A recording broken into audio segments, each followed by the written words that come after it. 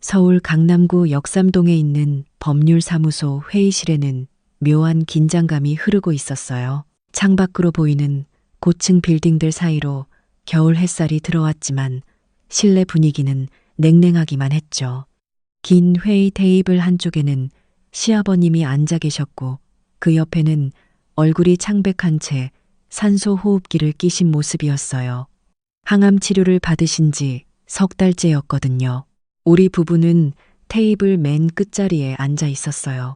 제 옆에 앉은 남편 민수는 긴장한 듯 손을 꽉 쥐고 있었죠.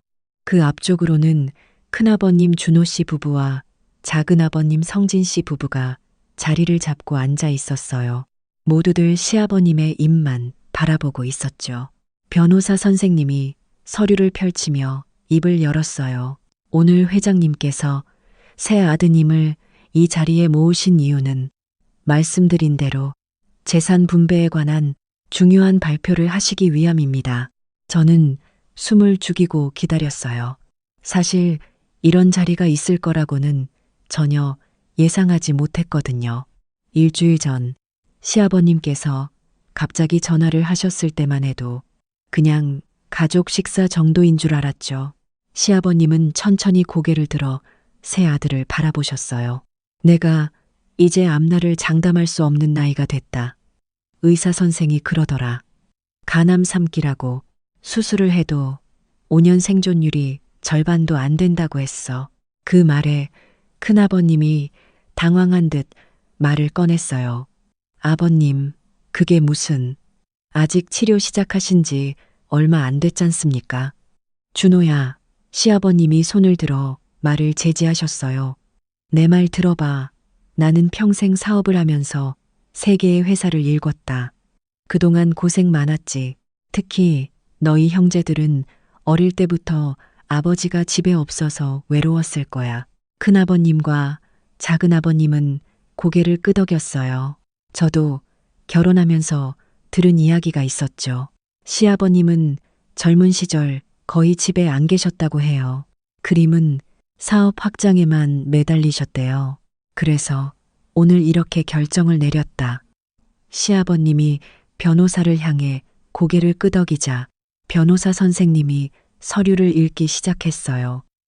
첫째, IT 아웃소싱 전문기업 테크원은 장남 강준호 씨에게 양도합니다. 현재 시가평가액은 약 50억 원입니다. 큰아버님의 얼굴에 미소가 번졌어요. 큰어머님도 마찬가지였고요. 둘째, 수입대행 전문기업 글로벌 트레이드는 차남 강성진 씨에게 양도합니다. 현재 시가평가액은 약 30억 원입니다. 작은아버님도 만족스러운 표정을 지으셨어요. 저는 남편 민수의 손을 꽉 잡았어요. 그럼 우리는요? 남편은 셋째예요. 그럼 마지막 회사는 셋째. 변호사 선생님이 잠시 멈칫했어요. 서류를 다시 확인하는 듯한 모습이었죠. 회장님께서 직접 운영하시던 컨설팅 기업 미래전략연구소는 회장님께서 계속 보유하시되 향후 처분 시 그 대금으로 장례 비용 및 법사 비용을 충당하고 남은 금액은 새 아들에게 균등 분배한다고 명시되어 있습니다. 잠깐, 뭐라고요? 저는 남편을 쳐다봤어요. 남편의 얼굴은 창백해져 있었죠. 그리고 변호사 선생님이 계속 읽었어요. 삼남 강민수 씨는 회장님의 의료비 및 간병 비용, 그리고 장례 비용 총 5천만 원을 부담하는 것으로 합니다. 또한 회장님 사후 매년 명절 제사를 주관하는 책임을 맡습니다. 저는 귀를 의심했어요. 큰아버님은 50억짜리 회사, 작은아버님은 30억짜리 회사를 받는데 우리 민수는 5천만 원을 내라고요? 그것도 의료비랑 장례비를요? 아버님, 남편이 떨리는 목소리로 물었어요. 그럼 저는 너는 선생이잖니. 시아버님이 무심한 듯 말씀하셨어요. 초등학교 교사 월급이 얼마나 되니? 300만 원. 회사 경영은 네 형들이 하는 게 맞지. 너는 안정적인 직장이 있으니까 괜찮을 거야. 큰아버님이 웃으며 거들었어요. 맞아. 민수야, 너는 공무원이나 다름없잖아. 정년 보장되고 연금도 나오고 우리는 사업하면서 얼마나 위험 부담이 큰데 형들이 회사 물려받는 건 당연한 거 아니겠니? 작은아버님도 한마디 거들었어요. 그리고 5천만 원 정도야 네 부부가 벌면 되지. 너희 애들도 다 컸잖아. 대학생이랑 고등학생이면 이제 손 안 가잖니. 저는 화가 치밀어 올랐어요. 우리 큰아들 지훈이는 대학교 2학년, 작은딸 서연이는 고등학교 3학년이에요. 등록금에 학원비에 얼마나 돈이 드는데요. 그리고 지훈이는 내년에 군대를 가야 해요. 서연이는 내년에 대학을 가고요. 그런데 5천만 원을 우리 보고 내라고요. 근데 아버님, 제가 조심스럽게 입을 열었어요.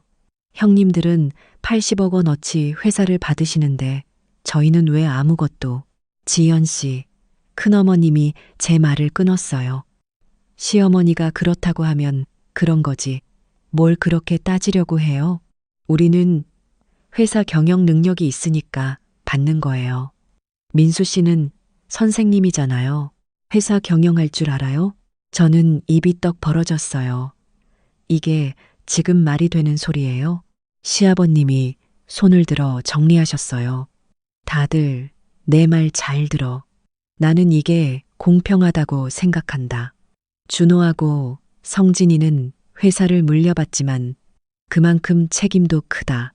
민수는 안정적인 직장이 있으니까 걱정 없고, 그리고 내가 죽으면 우리 집 아파트는 민수 너한테 줄게. 강남 아파트니까 15억 원은 될 거야. 나중에 주신다고요? 남편이 물었어요. 그래, 나중에.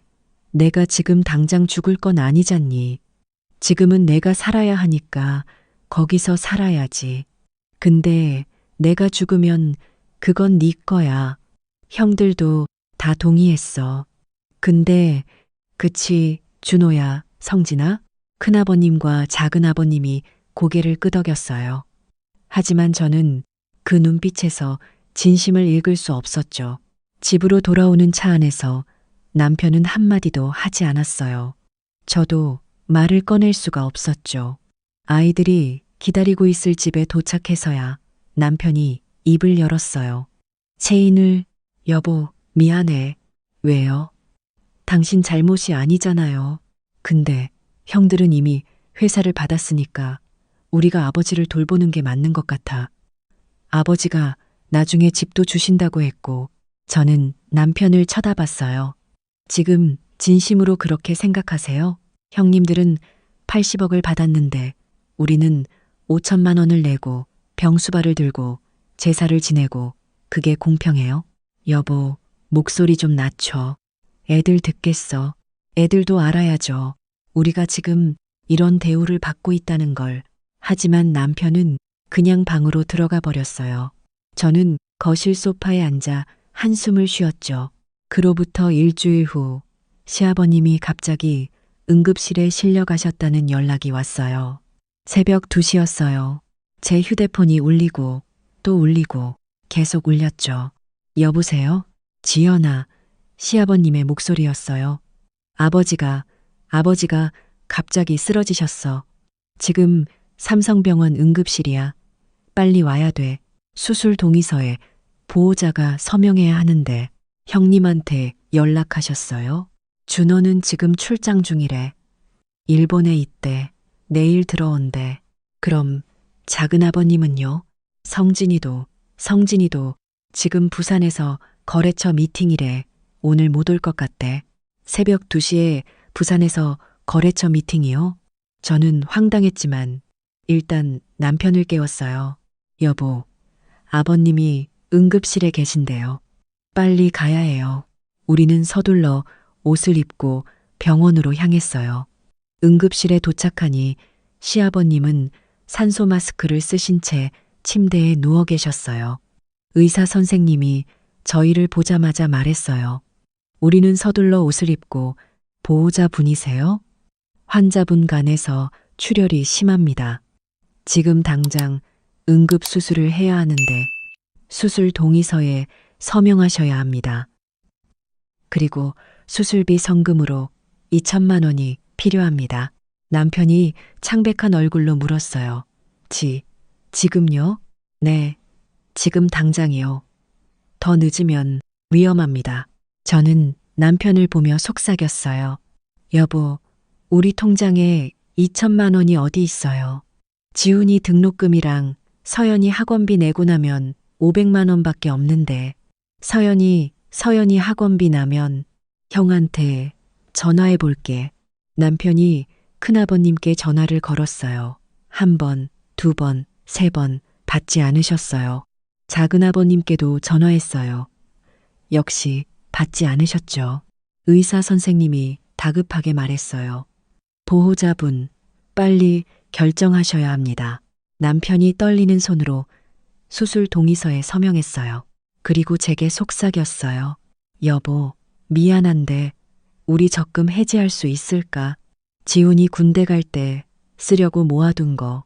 저는 눈물이 날 것 같았지만 고개를 끄덕였어요. 어쩔 수 없잖아요. 사람 목숨이 달린 일인데 수술은 5시간이 걸렸어요. 우리는 그 시간 동안 대기실에서 기다렸죠. 새벽부터 시작된 긴 하루였어요. 오전 9시쯤 큰아버님께서 도착하셨어요. 아버지, 어떻게 되셨어요? 아직 수술 중이에요, 형님. 수술비는 저희가 일단 2천만 원 냈어요. 큰아버님이 눈살을 찌푸렸어요. 2천만 원? 그걸 너희가 다 냈어? 형님 전화 안 받으셔서. 아, 미안. 일본 출장에서 폰을 꺼놨었어. 근데 걱정 마. 나중에 아버지 통장에서 빼면 되지. 아버지 계좌에 돈 많아. 저는 그 말에 기가 막혔어요. 나중에요? 또 나중이에요. 작은아버님은 점심때가 되어서야 도착하셨어요. 아이고, 민수야, 고생 많았다.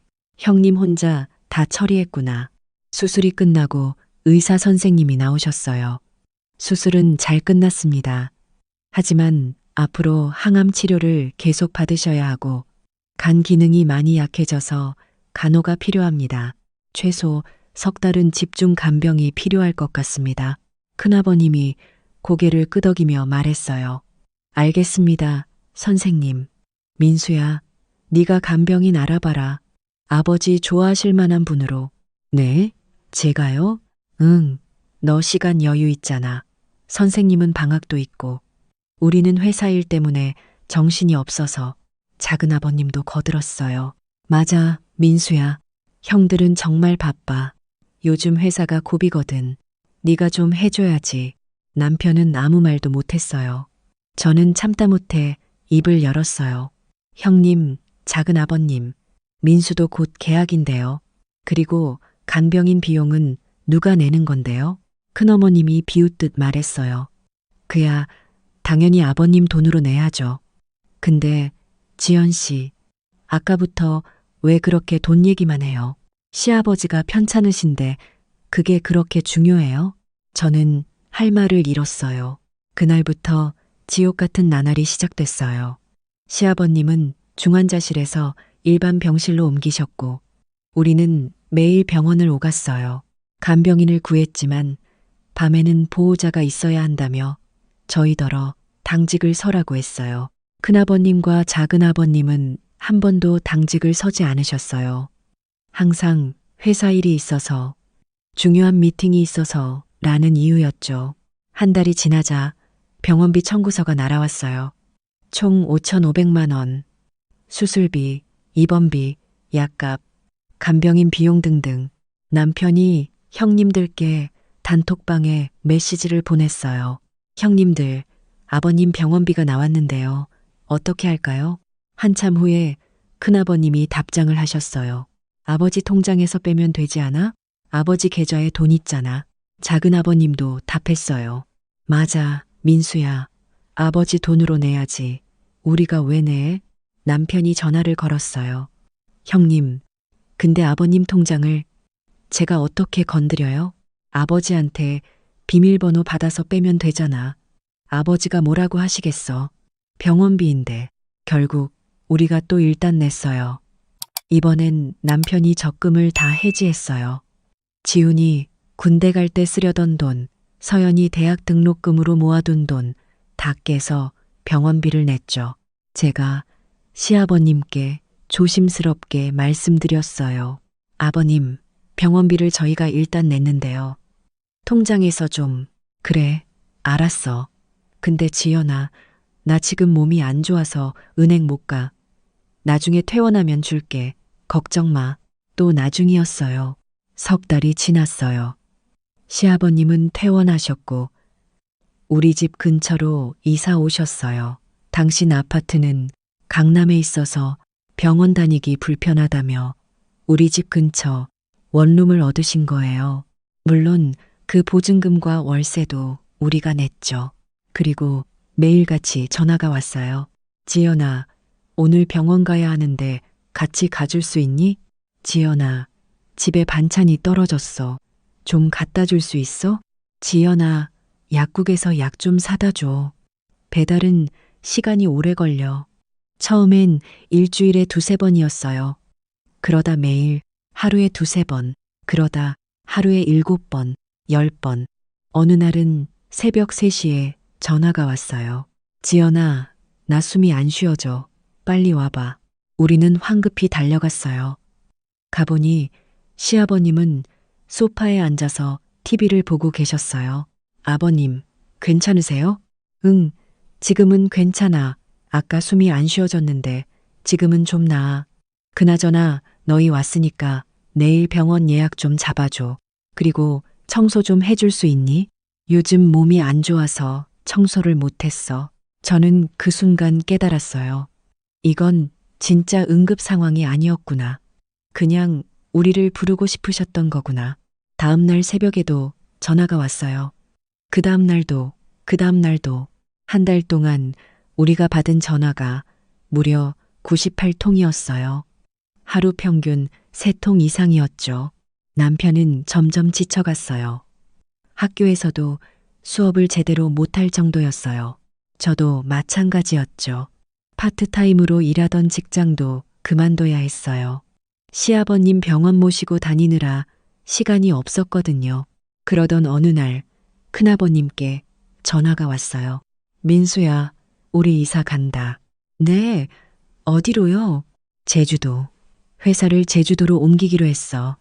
세금 혜택도 있고 환경도 좋고 다음 달부터 제주도 살 거야. 그럼 아버님은요? 아버지? 아버지는 너희가 있잖아. 잘 부탁해. 아버지, 작은 아버님도 비슷한 시기에 전화하셨어요. 민수야, 나 싱가포르로 출장 가. 회사에서 해외 지사 맡아달래서 한 1년 정도 있을 것 같아. 형님, 그럼 아버님은, 아버지는 너한테 맡긴다. 너 선생님이니까 방학도 있고 시간 괜찮잖아. 우리는 사업하느라 정말 바빠서 못 챙겨. 미안하다. 미안하다고는 하지만 정작 아무것도 하지 않으셨어요. 그날 저녁 저는 남편에게 말했어요. 여보, 이제 그만해요. 뭘? 아버님 간병. 형님들한테 말해요. 우리는 더 이상 못한다고. 여보, 그게 무슨 소리야? 형들은 이미 회사 일로 바빠. 우리가 해야지. 왜요? 왜 우리가 해야 하는데요? 형님들은 80억짜리 회사를 받았잖아요. 우리는 받은 게 뭐가 있어요? 나중에 아버지 집을 준다고 했잖아. 나중에요? 언제요? 아버님 돌아가시고 나서요? 그때까지 우리가 다 희생하라고요? 지연아, 목소리 좀 낮춰. 애들 듣겠어. 하지만 이미 지훈이가 방문을 열고 나왔어요. 엄마, 아빠, 제가 들었어요. 솔직히 말씀드릴게요. 저도 이상했어요. 왜 큰아버지랑 작은아버지는 회사를 받았는데 우리 아빠는 아무것도 안 받았는지. 그런데 할아버지 병원비는 우리가 다 내고 할아버지 간병도 우리가 다 하고 이게 말이 돼요? 남편이 당황하며 말했어요. 지훈아, 그건 아빠, 저 내년에 군대 가야 하잖아요. 그런데 제 적금 다 깨서 병원비 냈다면서요? 그럼 제가 군대에서 쓸 돈은 어떻게 해요? 그리고 서연이 대학 등록금은요? 서연이도 나왔어요. 눈물을 글썽이며 아빠, 저 이번 달에 학원비 못 냈어요. 친구들은 다 수능 특강 듣는데 저만 못 들어요. 엄마가 학원 선생님한테 다음 달에 낸다고 했는데 다음 달에도 못 낼 것 같아요. 할아버지 병원비 때문에. 그 순간 남편의 얼굴이 일그러졌어요. 저는 그제야 남편도 이 상황이 잘못됐다는 걸 깨닫고 있다는 걸 알았죠. 다음 날 큰아버님께 전화를 걸었어요. 이번엔 제가 직접 했어요. 형님, 저 지연이에요. 지연 씨, 무슨 일이야? 형님, 이제 못하겠어요. 뭐가? 아버님 간병이요. 저희는 이제 못해요. 형님이나 작은 아버님께서 하세요. 뭐? 갑자기 그게 무슨 소리야? 갑자기가 아니에요. 석 달 동안 병원비 5,500만 원 저희가 다 냈어요. 원룸 보증금, 월세 다 저희가 냈고요. 매일 98통 전화 받으면서 병원 모시고 다니고 반찬 해다 드리고 청소해 드리고 다 저희가 했어요. 그런데 형님들은 뭘 하셨어요? 그야 우리는 회사 일이 바빠서 바쁘면 돈으로라도 도우셔야죠. 80억짜리 회사 받으셨으면서 병원비 한 푼 안 내셨잖아요. 아버지 통장에서 빼면 되잖아. 그럼 형님이 직접 아버님한테 말씀드리고 빼세요. 왜 저희더러 하라고 해요? 큰아버님이 화를 내셨어요. 지연 씨, 지금 신우이한테 대드는 거야? 대드는 게 아니라 정당한 요구를 하는 거예요. 저희도 이제 우리 가정을 지켜야겠어요. 지훈이 군대 가야 하고 서연이 대학 가야 하고 우리도 살아야 해요. 그리고 전화를 끊었어요. 그날 밤 전화가 미친 듯이 울렸어요. 큰아버님, 작은아버님, 큰어머님, 작은어머님, 시아버님까지 모두들 전화를 했어요. 시아버님의 전화를 받았어요. 지연아, 네가 무슨 짓을 한 거니? 준호한테 전화했더니 네가 아버지 간병 안 하겠다고 했다며? 네, 아버님. 저희는 이제 못해요. 뭐? 너희가 나한테 그럴 수 있어? 내가 나중에 집 준다고 했잖아. 아버님, 나중이 언제예요? 아버님 돌아가시고 나서예요? 너 지금 나보고 빨리 죽으라는 소리야? 그게 아니라요, 아버님. 형님들은 지금 당장 회사를 받으셨잖아요. 50억, 30억짜리 회사를요. 고뇌를 발해사.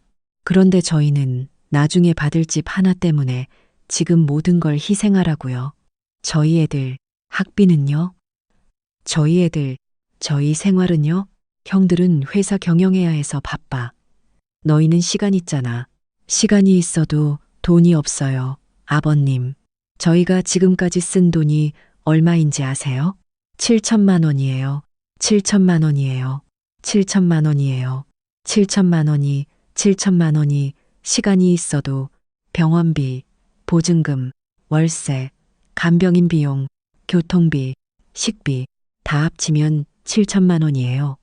저희 적금 다 깨서 냈어요. 그럼 나중에 집 팔아서 갚아줄게. 아버님, 저희는 나중이 아니라 지금이 필요해요. 지훈이는 내년에 군대 가요. 서연이는 대학 가요. 지금 당장 돈이 필요하다고요. 너희가 나를 버리겠다는 거야? 버리는 게 아니에요. 형님들더러 책임지시라는 거예요. 공평하게요. 그리고 전화를 끊었어요. 그날 밤 전화가 무려 37통이나 왔어요. 하지만 저는 한 통도 받지 않았어요. 일주일 후 변호사 선생님한테서 연락이 왔어요. 강민수 씨, 부인 되시죠? 회장님께서 유언장을 수정하셨습니다. 네, 강남 아파트를 강민수 씨한테 주신다던 조항을 삭제하셨습니다. 대신 그 아파트는 매각해서 회장님의 의료비와 노후 비용으로 쓰신다고 하셨어요. 강남 아파트를 저는 허탈하게 웃었어요. 역시나 나중에 준다던 집도 결국은 거짓말이었던 거죠. 그리고 회장님께서 요양원 입소를 고려 중이시라고 하셨습니다. 강남 아파트를 팔면 그 돈으로 고급 요양원에 들어가실 수 있다고 하셨어요. 형님들은 뭐라고 하시던가요? 큰아드님과 차남부는 아버님 결정을 존중한다고 하셨습니다. 물론 그러시겠죠. 이제 아버님 간병은 요양원에 맡기고 당신들은 편하게 회사만 경영하시면 되니까요. 한 달 후 시아버님은 요양원에 입소하셨어요. 큰아버님도 작은아버님도 입소식에 오지 않으셨어요. 바쁘다고 하셨죠. 우리 부부만 갔어요. 시아버님은 우리를 보자 고개를 돌리셨어요. 아버님, 가. 너희 얼굴 보기 싫어. 아버님, 저희는 가라고. 너희가 나를 요양원에 처박았어. 너희 때문이야. 저는 더 이상 할 말이 없었어요. 우리는 그냥 돌아섰어요. 차 안에서 남편이 울었어요. 43세 나이에 처음 보는 모습이었죠. 여보, 내가 잘못한 걸까? 아니에요, 여보. 우리는 최선을 다했어요. 석 달 동안 우리가 할 수 있는 모든 걸 했어요. 근데 아버지는 날 미워하시는 것 같아. 시간이 지나면 아실 거예요. 진짜 누가 아버님을 버린 건지. 1년이 지났어요. 시아버님은 요양원에서 외로이 지내고 계셨어요. 큰아버님은 제주도에서, 작은아버님은 싱가포르에서 잘 지내고 계셨죠. 한 번도 요양원에 방문하지 않으셨어요.